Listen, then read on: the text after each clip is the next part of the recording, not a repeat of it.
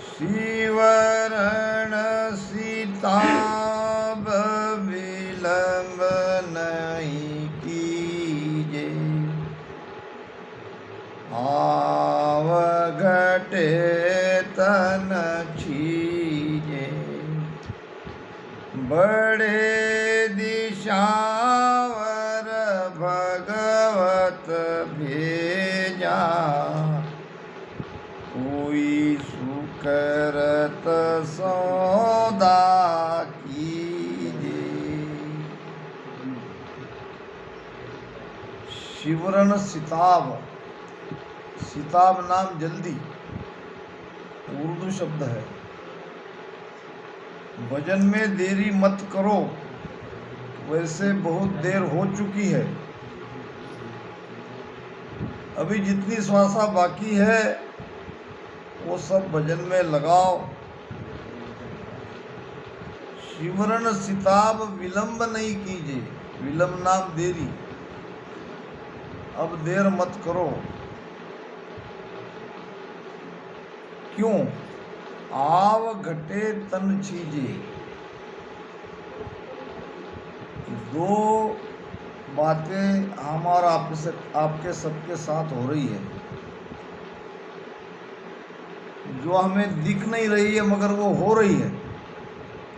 पहली बात, आव घटे। आव नाम आयु, उम्र। हम बढ़ नहीं रहे, हम छोटे हो रहे हैं। हमारी आयु कम हो रही है। और दूसरा, तन छीजे, शरीर झीज रहा है, बुढ़ापा आ रहा है। एक एक इंद्रिया जवाब दे रही है। क्या पता मौत कब आ जाए। इसलिए बिना विलंब किए, बिना देरी किए भजन सुमिरन करो। एक व्यक्ति था, उसने एक तोता पाल रखा था। और तोता तो आप जानते ही हो, हूबहू मनुष्य की बोली में बोलता है। हम जो भी उसे सिखाते हैं वो वैसा ही बोलता है। उस व्यक्ति ने तोते को पढ़ा के रखा था, सिखा के रखा था। तोता सुबह एक ही बात को रटता था। जब वो व्यक्ति सोया हुआ था तो उसको उठाता था कि उठो, दिन निकल गया और उठो, जागो। अब ये रोज वो व्यक्ति सुनता था और नींद से उठ जाता था, अपना दैनिक कार्य करके काम पे चला जाता था और तोते का एक तरह से उपकार मानता था। मगर अब तोता तो केवल यही उठाने के लिए कह रहा था। संत हमको जगाते भी है और हमको भवसागर से बाहर भी निकालते हैं। संत का काम तोते जैसा नहीं है। वो तो बेचारा पढ़ा पढ़ाया सुनाता है। ऐसे ही कहते कहते एक दिन मालिक मर गया और तोता चिल्ला रहा था, उठो, बहुत देर हो गई। अब क्या उठने वाला है वो? देर तो वैसे भी हो गई है। 21,600 श्वासा हमारी रोज की जा रही है, हम खो रहे हैं। तो अगर कोई सुकृत करना है, सुकृत कहते हैं पुण्य। अभी हम जो इस धारा में आए हैं, कोई न कोई सुकृत, कोई न कोई पुण्य जरूर हमारे साथ होगी। कोई न कोई अच्छा काम हमने जरूर किया होगा, नहीं तो ये भक्ति मिलती नहीं है। और भक्ति में और इस भक्ति में यही अंतर है। यहाँ पहला वाला कोई सुकृत चाहिए, पूर्व पुण्य ही चाहिए। कि कई जन्म शुभ कर्म करे, तब प्रगटे भक्त अंकुर। ता पीछे कई बरसल, भजन करे भरपूर। भजन करे भरपूर, ज्ञान केवल घट आवे। कई बरस गए ज्ञान, तबे अनभे कह आवे। सुख रामदास अनभे परे, कई बरस लिव ध्यान। ता आगे परा भगत है, कोई पावे संत सुजान। जन्म जन्म की कमाई आज काम आई, हमें सत्स्वरूप की भक्ति मिली। और सत्स्वरूप की भक्ति प्राप्त करने के लिए महाराज फरमाते हैं कि कोई सुकृत सौदा कीजिए, अच्छे काम करो, जग में अच्छे रहो, किसी का बुरा मत करो, पाप तो बिल्कुल मत करो। उल्टी जगत की करुणा आवे, दया घनी घटमाए। बने तो किसी पर मेहर कीजिए, दुख बटावन जाए। ये तो महाराज ने कहा है। जगत की तरफ करुणा से देखो, उनके दुख को मिटाने की कोशिश करो। जगत तुम्हारी निंदा करेगा, जगत तुम्हें नहीं मानेगा। भगवान गौतम बुद्ध का एक शिष्य था। शिष्य बनने के पहले वो बहुत बुरा आदमी था और आजू बाजू के सारे गांव में उसकी पहचान थी। एक डाकू किस्म का वो आदमी था। सब उससे डरते थे, कांपते थे। तो कोई ऐसा संयोग हुआ, भगवान गौतम बुद्ध के शरण में आ गया और कहा, भगवान आज से मैंने मेरे सारे बुरे कार्य छोड़ दिए हैं और मुझे भक्ति करनी है, तो मुझे दीक्षा दो, मुझे आपके शरण में रखो। भगवान गौतम बुद्ध ने अपने शरण में ले लिया। कुछ वर्षों तक भगवान गौतम बुद्ध के सानिध्य में रहने के बाद भगवान ने कहा, देखो भाई, अब तुम्हें ये कार्य को आगे बढ़ाना है। अब मैं तुम्हें कोई जिम्मेदारी सौंपता हूँ, उस जिम्मेदारी को तुमको निभाना है। वो व्यक्ति कहने लगा, जैसी आपकी आज्ञा, अगर आप मुझे इस लायक समझते हो तो मैं तैयार हूँ। भगवान ने उसे कहा, देखो, तुम्हारा पूर्व इतिहास बहुत बुरा है। तुम आजू बाजू के क्षेत्र में नामी बदमाश से जाने पहचाने जाते थे। आज वो बात नहीं रही, फिर भी लोगों को ये पता नहीं है। तो अगर मैं तुमको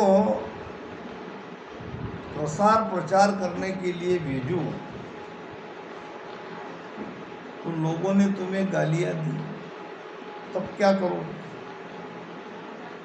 उसने कहा, महाराज, अगर गालियां देती भी है तो मैं स्वीकार कर लूँगा सहज,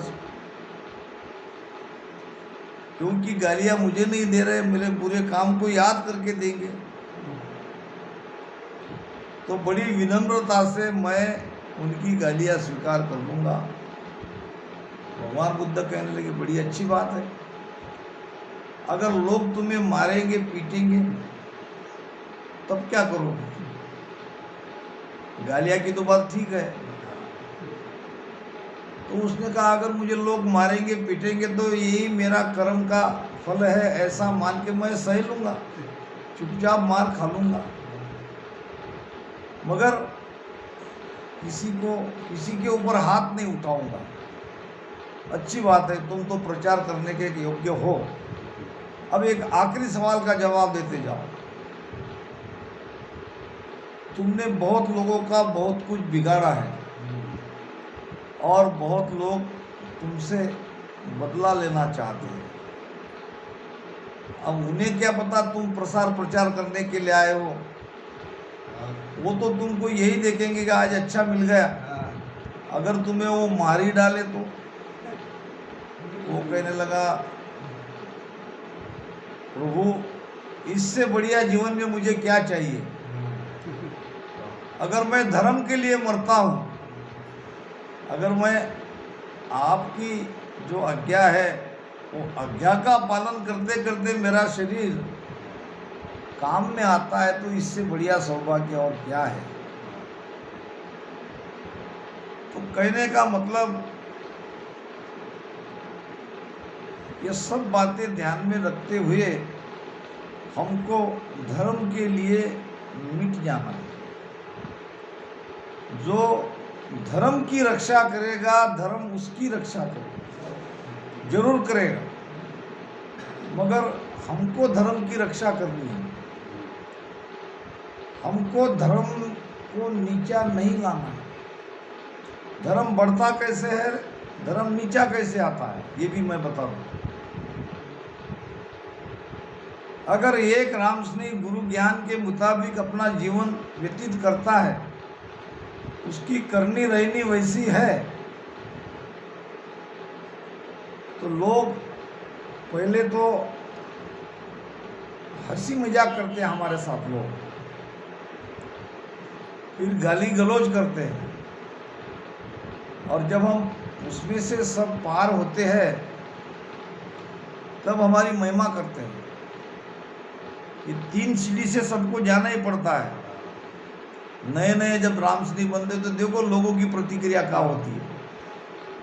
अगर वो सब सह लिया तो फिर अपने आप, एक बात मैं आपको कहूँ, आपको जगत में अपने दुश्मन को बढ़ाना है तो किसी से झगड़ा करने की आवश्यकता नहीं। आप सत्य के मार्ग पर चलो, आपके दुश्मन आपो आप लोग बन जाएंगे।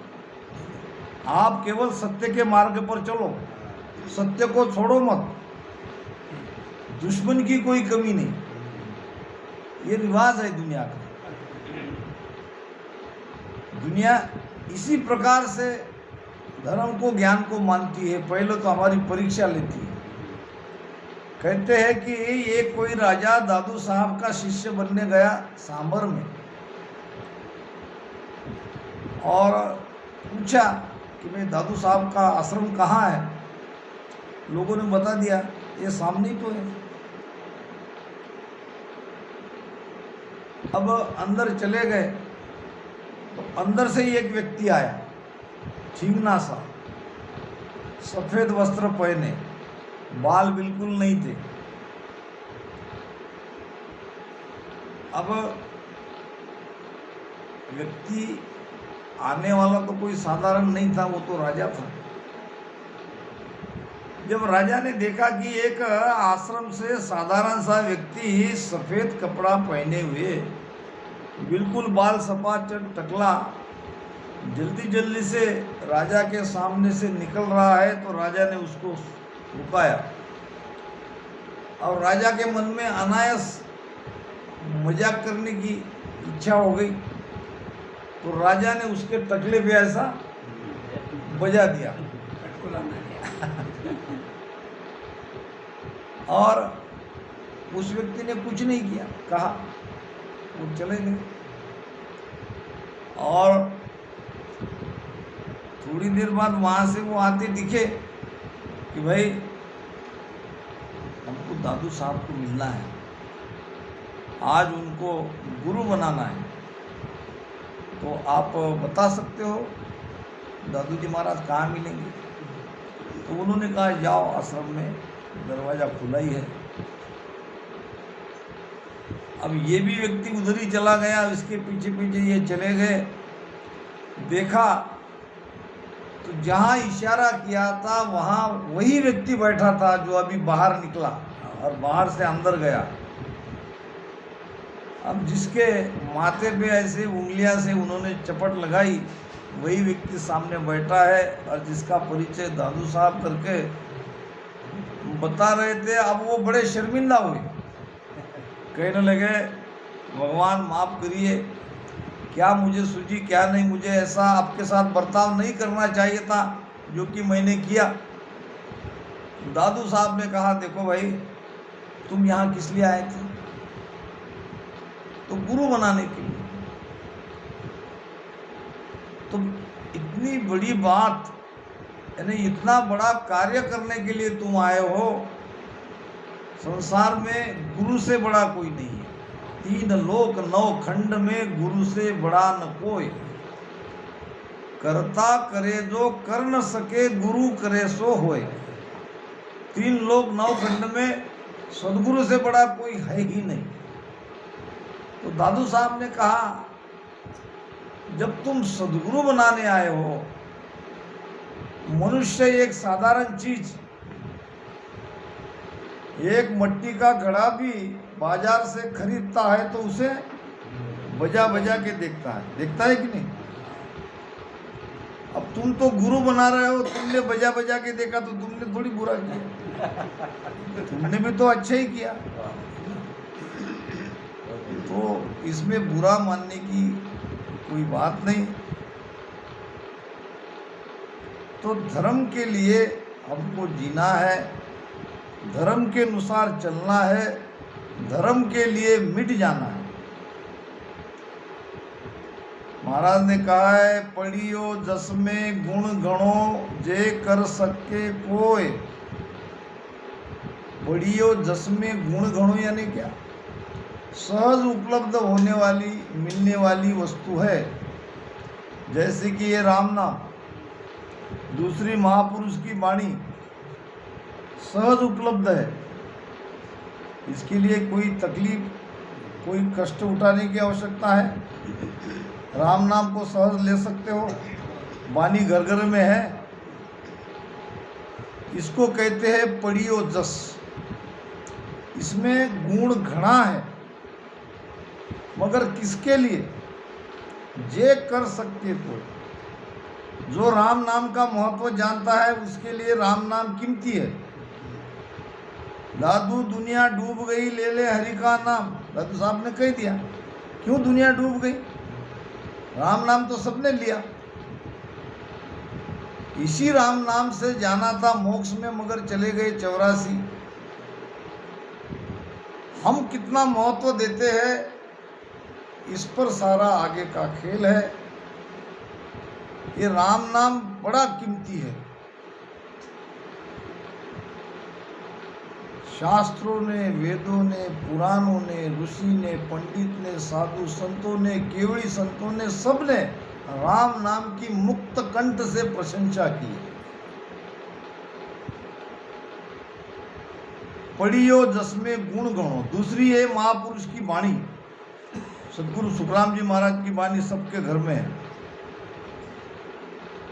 मगर क्या वाणी सबको उतना ही काम दे रही है? जिसने वाणी को जाना, जिसने वाणी को समझा, जो रात दिन वाणी में लगा है पढ़ने के लिए, भेद के लिए, भाई कैसा मेरा भला हो जाए, तो उसके लिए तो वाणी एक आधार है, एक रास्ता बताने वाला, एक सहायक है।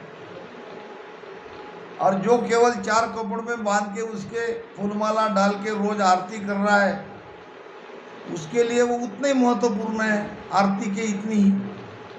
और जो खोल के पढ़ रहा है उसके लिए उतनी महत्व है। यहाँ तो सारा खुला ज्ञान है। पढ़ियो जसमें गुण घणो जे कर सके कोय। करने वाला चाहिए, तड़पने वाला चाहिए। अगर तुम तड़प रहे हो परमात्मा को मिलने के लिए तो आपको ये वाणी जी रास्ता बताएगी। आपके अंदर तड़प है तो ये राम नाम आपका निज नाम में परिवर्तित होगा। अगर कोई कर सकते हो तो फिर क्या होगा? युग युग शोभा रहे गुरु रीजे कहूं तोय। युगों युगों तक आपकी महिमा होगी, आपकी शोभा होगी। आज हमारे पटेल साहब ने रामदारा बनाया है। न पटेल साहब रहने वाले हैं, न हम रहने वाले हैं, मगर ये रामदारा रहेगा, ये युगों युगों तक रहेगा। यहाँ कहीं और हंस आएंगे, भजन करेंगे, जाएंगे। क्यों बाबू? युग ऐसी वस्तु बनाई है इन्होंने, युग युग तक अब ये शोभा रहेगी। और गुरु रीजे कहूं तो यहाँ गुरु कौन है? राम जी, परमात्मा। परमात्मा ऐसे कार्य से रिश्ते हैं। गुरु रीजे कहूं तो ये रीज में निज पद पावे। अगर सदगुरु रिझ जाए, जो रिझावे सदगुरु शीस जो त्यों कर आनी, तो घट जागत नाव बार नहीं लागे प्राणी। सदगुरु से, सदगुरु को कोई रिझाता है, जू त्यों। जू त्यों का मतलब क्या? जैसे रिझेंगे वैसे। गुरु कैसे भी क्यों न रिझे, शिष्य सब कार्य करने के लिए तैयार है। जैसे तैसे करके कोई सदगुरु को रिझाता है, उस जैसे तैसे में ये कार्य भी आ गया। ये बहुत बढ़िया रामदारा इस मालखेड़ गांव में बना है। इस एरिया में रामदारा नहीं था। पास में देव सिंह जी, सदगुरु देव सिंह जी बापू का गांव है, और हम लोग बहुत कोशिश में वहाँ लगे हैं कि वहाँ भी रामदारा बने, मगर वो संयोग नहीं आ रहा है। मैं समझता हूँ ये मालखेड़ा और ये वीर गंवान दोनों पास पास है, ये भी गुरु महाराज का ही क्षेत्र है।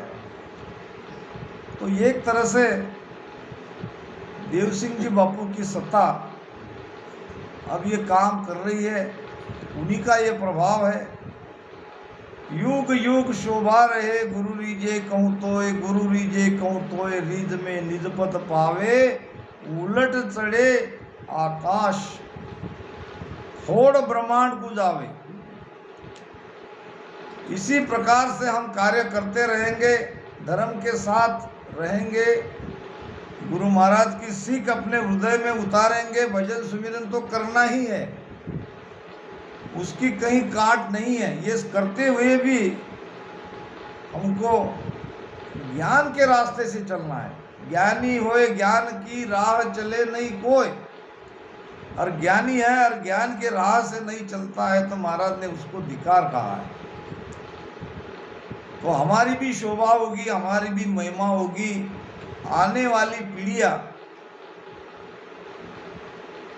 कम से कम इतना तो याद जरूर करेगी कि इन्होंने राम भक्ति करी है और ये अच्छे संत होके गए। उलट चढ़े आकाश फोड़ ब्रह्मांड को जावे। सुख राम कहे सूरा सुनो। सत वचन ये होय। पढ़ियो दस में गुण गणो। जे कर सके को। करने वाला किसी के मोहताज नहीं है। जिसके भीतर में इच्छा प्रगटती है, वो भाव प्रगटता है, वो कैसी भी स्थिति क्यों ना आए, वो गुरु महाराज के कार्य में लग जाता है। जैसे हमारे सामने दो महान व्यक्ति बैठे हैं और उनकी महिमा करे बिना मैं नहीं रह सकता। असल में उनकी महिमा नहीं, उनके कार्य की महिमा कर रहा हूँ। हमारे बोरसे बापू मैंने देखा है छोटे छोटे 2 कमरे में रहते हैं। मैं जाके आया हूँ उनके घर पे, और 24 घंटे काम में रहते। इतना उनका जो व्यापार है या बिजनेस है उसमें वो बहुत बिजी है। फिर भी किसी का भी अगर फोन आ गया तो सब काम छोड़ के चले आते हैं। वहाँ क्या होगा मेरे पीछे, और वो भी बड़ी बड़ी पगड़ी लेके दुकान किराए से है, ये सब छोड़ के आ जाते हैं। अपने घर की कोई फिक्र नहीं है, कोई चिंता नहीं है, राम जी सब बराबर करेगा। मगर तुम्हें जो जो जरूरत है, कहाँ क्या जरूरत है, वो पूछ पूछ के धर्म के काम में आ रहे हैं। वो यूं ही नहीं आ रहे, वो आदेश है, गुरु महाराज उनसे वो कार्य करवा रहे हैं। यहाँ बैठा है मेरा भाई भावराव पवार, 8x9 का छोटा सा रामनारा, इतनी छोटी सी जगह है, मगर उसने ये नहीं विचार किया कि भाई बड़ी जगह लेंगे फिर बाद में बनाएंगे। कल किसने देखा है, जैसा है वैसा छोटी सी रामनारा है, माई महाराज वहाँ है, ध्यान भजन हो रहा है, सत्संग हो रही है। तो करने वाला किसी परिस्थिति से मोहताज नहीं रहता है, वो अपना कार्य करते ही रहता है। और ये सब गुरु महाराज करवा रहे हैं। सबके अंदर उनकी ही शक्ति है, वो किसको क्या जिम्मेदारी देंगे, किससे कौन सा काम करवाएंगे, उसका खेल वही जाने। तो सबको हमको इस धर्म को, गुरु महाराज के ज्ञान को बढ़ाना है, और नए नए हंस आत्माओं को उनकी 84 छुड़ानी है, उनको इसमें लाना है। तो ये बहुत महान कार्य जो हमारे सदगुरु जगतपाल जी गुरु जी जलगांव रामदास से कर रहे हैं, उसी कार्य को हम सबको आगे बढ़ाना है। तो ये करेंगे तो महाराज कहते हैं कि तुम चिंता मत करो, तुम्हारी भी युगों युगों तक महिमा जगत आने वाली पीढ़ी करेंगे, और परमात्मा सदगुरु तुम पर रिझेंगे, और रिझने के बाद उस परम पद की प्राप्ति तुमको जीते जी होगी। तो इस प्रकार ये सोचना है भजन के महत्व को, भजन क्यों करना है, धर्म का कार्य क्यों बढ़ाना है। तो महाराज कह रहे हैं कि हमारा शरीर कृश हो रहा है, यानी बुढ़ापा नजदीक आ रहा है, इंद्रियां एक एक थक रही है, हमारी आयु कम हो रही है, मौत सामने है और वो निश्चित है। बड़े दिशावर भगवत भेजा, दिशावर किसको कहते हैं, देश में जाना। राजस्थान से ये बड़े बड़े सेठ लोग अलग अलग हिंदुस्तान के प्रांत में चले गए, बिखर गए। क्यों? कि वहाँ उनको लगा कि यहाँ कुछ न कुछ हम कमाई करेंगे, और कमाई का देश उन्होंने ढूंढा और वहाँ जाके वो बस गए। उनका गांव तो कोई अलग था, मगर वो वहाँ कुछ न कुछ धन कमाने के लिए वहाँ आ गए।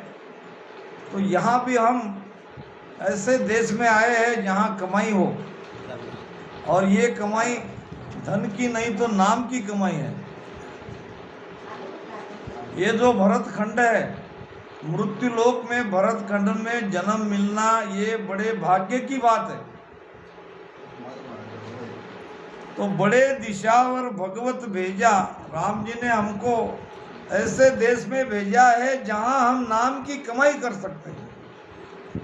कितना भी भजन करना चाहे उतना भजन कर लो, यहाँ कोई आपको आड़ अटकाव नहीं करने वाले हैं। अगर मान लो आप कोई और देश में चले जाते तो वहाँ कई पाबंदियां आपको लग सकती थी, रोक टोक हो सकती थी, कायदा कानून धर्म उसके नियम आड़े आ सकता था, मगर यहाँ कोई आड़ अटकाव नहीं है। आप बड़े मजे से अपना घर गृहस्थी का कार्य करते हुए भजन को बढ़ा सकते हो, भजन कर सकते हो। तो बड़े दिशावर भगवत भेजा, कोई सुकृत सौदा कीजे। यही है वो सौदा, सच्चा सौदा। मान लो भजन करते करते हमारी मृत्यु हो भी गई, तो ये जो भजन हमने किया है ये पूर्व पुण्य अगले जन्म में काम आएगी। अगला जन्म इससे भी बढ़िया परिवार में होगा और उसमें भजन करते करते हम अमरलोक में जाएंगे।